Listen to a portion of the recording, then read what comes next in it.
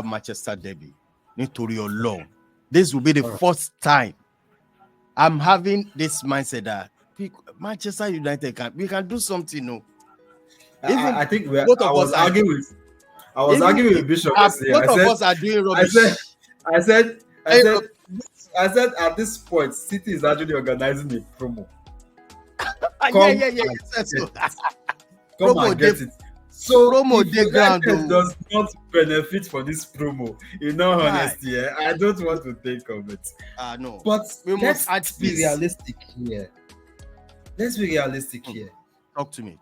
Where it's bad, as it is, that City actually are on a very terrible run of form at the moment. I mean, 1 win in 10.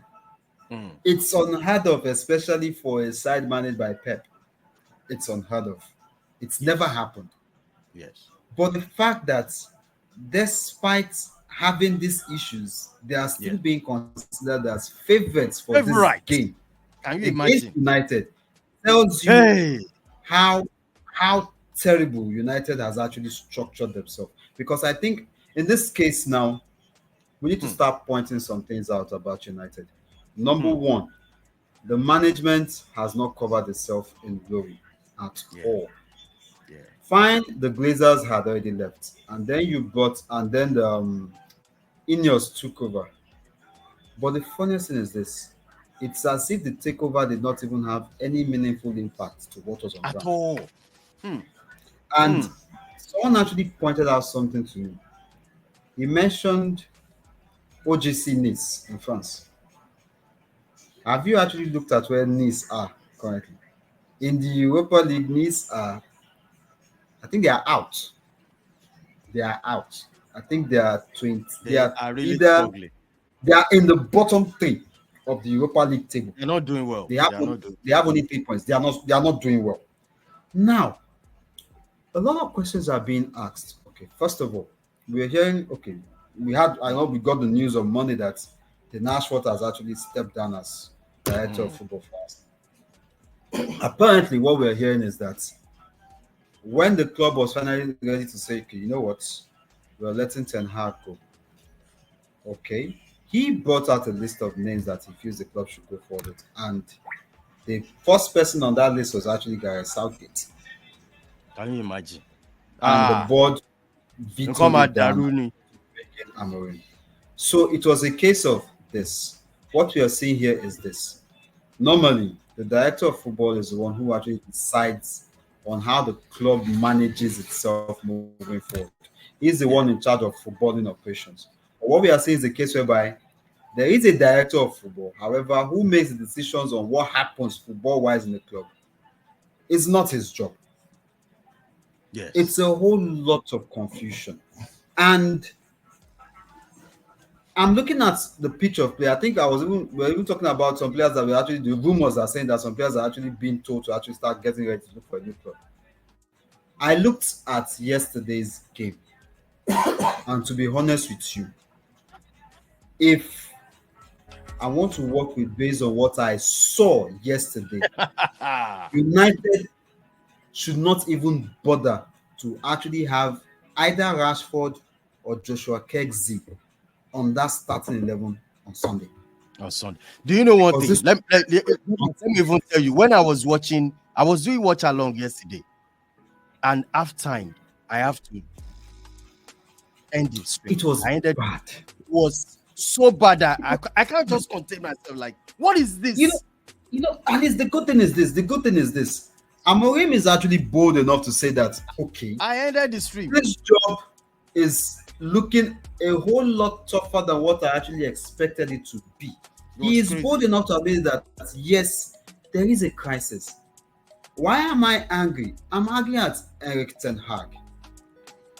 We have been watching United play, and we can tell you every game United looked terrible with every single player that comes forward. And then you come out to the press to tell the fans that the players are actually improving, they are getting the tactics right. We are seeing it. This team is poor. Now, look at what happened on Thursday. If not for the brilliance of Bruno Fernandes and Rasmus Højlund, I hate to have imagined what would have ended yesterday's game because as at that first half, United had no answers for Prison at all. Now, with this issue on ground, who do you want to now start against Man City? Because the people who you're expecting to score goals for you are not actually delivering. Oh yeah, let's talk about the starting 11. Who do you think in goal? Okay. Another drop, Onana had a silly mistake yesterday. But the truth is, a clanger. In all honesty, I look at Onana and I look at Bayende, and I will still start with Onana. Onana, okay. United. All right, the back three. He's going to deliver. Now, the back three. Yeah. There is no way you're going to start this game without having Mazraoui. Mazraoui has to be there. Mazraoui has to be there. The light has to be there. And in this game, Martinez. You will have to use Martinez. I'm sorry. Yes. The butcher has to be there because the thing is this. You need to get Haaland out of a game. It's very easy. Just pair him against a defender who will kick him at every turn. And that is what Martinez will do.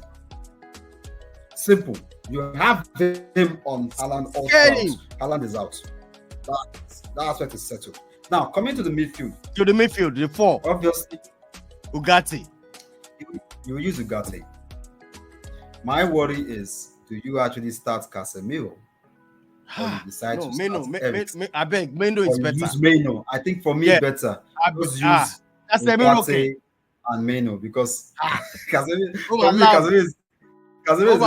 should basically get ready to retire. Or should go back to South America and earn his money there, earn his pension there. I beg. He should start planning to go and earn his pension. Because as far as I'm concerned, I feel like United has got to get to a point whereby they need to do without the services of Casemiro. Age is on the side, it's telling. So we use Ugarte and you use Meno. Double holding. Now coming off front. That's what I want to ask you now. You have a Bruno Fernandes. Yes. I think you might want to use 5 midfielders for this game. No, you've mentioned. I mentioned only 3 defenders. Yes, I mentioned 3 defenders. Now the wing backs. I want to use a 5 midfield. Yes, I want to use a 5 midfield. Yeah. All right, talk to me. The reason why I want to use a 5 midfield in this game is because of that. Right now, City's midfield is up for the taking. In all honesty, there's nothing in that midfield. There's nothing in that midfield. This is the perfect time to just sit and hold that midfield. These are the games where I miss Paul Pogba. I will leave Pogba to run riot in that midfield. In all honesty, he knows what to do. Now, in this game, obviously your wing backs have to be Amad Diallo on this side. And as much as I don't want to say it, I will still use Garnacho on the other side. You keep using. I'm being honest with you. I know, yes, he's got some schools loose somewhere. He's always not focused on the game. But the end game is abysmal. Fine. The decision making. Just find a way to make sure that instead of him making decisions, it doesn't pass. Let someone make those decisions for him. That boy, I don't care for him. You know, I said it about 3 weeks ago. I said this young man tends to feel like, okay, he's finally gotten to the. It's good. Yeah, I'm there. He's settled. He gets any hero. He is not it. He's losing focus. Now, problem is this: the person I will have used to substitute him, we don't even know where that one is at the moment, and that's Anthony. So obviously, I have no choice. I will still use Garnacho. I'll use Garnacho and Diallo in that side, and I'll leave Bruno right in the middle. Now, up front, I'll start Højlund. Højlund, better. Højlund is better. But my problem is, who else can I use to pair Højlund? I don't see any other attacker. So in this case, I might just have to move my defense and bring in Dallo into the team. So I'll have a 4-man defense, a 5-man midfield, and just Højlund up front. That's just it. So that will just be a 4-5-1. That's it. So what's your score prediction for this game? Your score prediction. Okay. Now, it might surprise you. I predicted Arsenal will beat us. I predicted it's going to be 2-1. For me. Funny enough, I actually have this game as a draw. Yeah. I have this game as a draw. I give them the respect because Man City, they are not bad, not terrible like us. They are not bad. It's just not clicking. I mean, I think in fact Pep was even interviewed yesterday when he was asked after the game against Juventus, and they asked him, "Will he be going into the market to get new faces?" What Pep said was, and I quote, he said, "I didn't say I want new faces. I said I want my players back." He wants his team. Because I understand the challenge a lot of managers go through in general. But this is this: when you already have a setup and then you're bringing in a new player, it takes time for that player to actually blend into your pattern. Unless the player is coming in from that particular league, then it's easy because the player has actually not only played against you, he's actually watched you play. But when you're bringing a player from a different league altogether, it takes time for that player to actually settle in, get to understand your pattern, and get to blend in with what his teammates are doing. That is why most managers don't like to go for signing players in the January transfer window. Because it tends to destabilize. So now you might want to bring in someone for an emergency. But what if the person who you're bringing him in for an emergency for now goes against medical doctor's advice and gets fit ahead of time? That player will sit back on the bench. That's just it. So I think for Pep, if he's going to go into the transfer window in January, in all honesty, he just has one role to fill, and that's the defensive midfielder. Simple. Yeah. All right. Jeffers, you've done so well. You are doing well. Thank you so much, Jeffers, for joining us on this show. It's Game Week 16. And, please smash the like on the video, subscribe. Jeffers, thank you so much for joining us.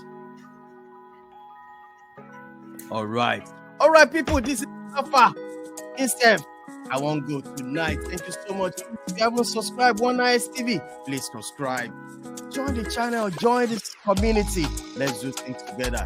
On the same time, when we come back for the watch along on Sunday, or Super Sunday, that derby you are looking at right there, Manchester City versus Manchester United. I say, chill out. This Friday. Thank God it's Friday. Take it easy. Bye for now.